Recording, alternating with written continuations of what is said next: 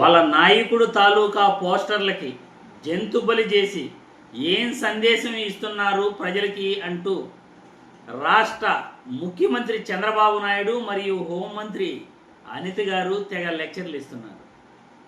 మనం చేస్తే పుణ్యకార్యం, వేరే వాళ్ళు చేస్తే పాపకార్యం అన్నట్లు హోంమంత్రి అనిత గారు మరియు చంద్రబాబు నాయుడు గారు కూడా మాట్లాడుతున్నారు.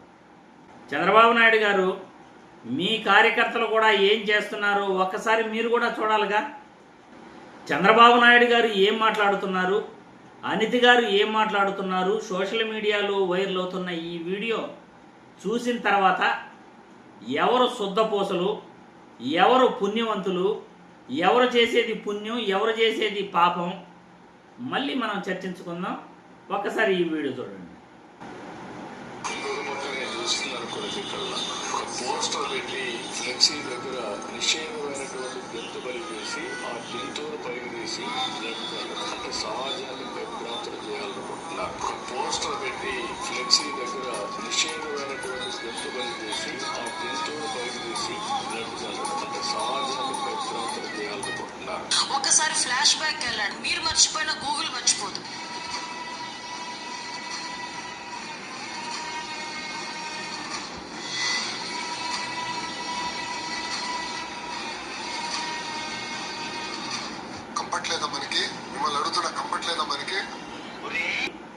కంపట్లేదా మనకి?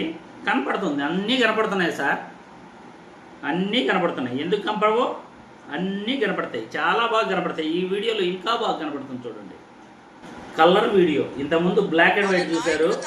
పుట్టినరోజులకి జంతు బలి చేసి ఒక మూగ జీవాల ఉసురు తీసుకోవడమే కాకుండా దాన్ని బేస్ చేసుకుని ఇలా రక్తాన్ని తీసుకెళ్లి వాళ్ళ నాయకుడు తాలూకా ఫ్లెక్సీలో ఫోటోలకి అభిషేకాలు చేసి ఇచ్చుకునే పరిస్థితి.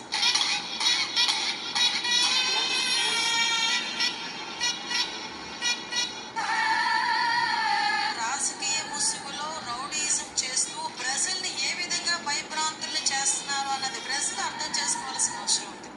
వాళ్ళ నాయకుడు తాలూకా అవునమ్మా, రాజకీయ ముసుగులో ఎవరు ఏం చేస్తున్నారు అనేది ఇప్పుడు వీడియో చూసిన తర్వాత ప్రజలే మీకు సమాధానం చెప్తారు.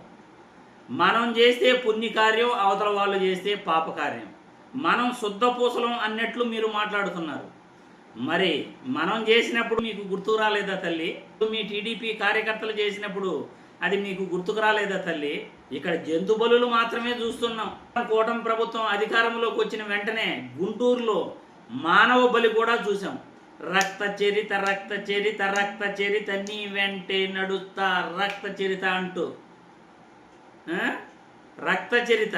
గుంటూరులో ఒక తెలుగుదేశం పార్టీ కార్యకర్త వాళ్ళ స్నేహితుడిని ఎలా చంపాడో రాష్ట్ర ప్రజలు ఎవరూ కూడా మర్చిపోలేదు.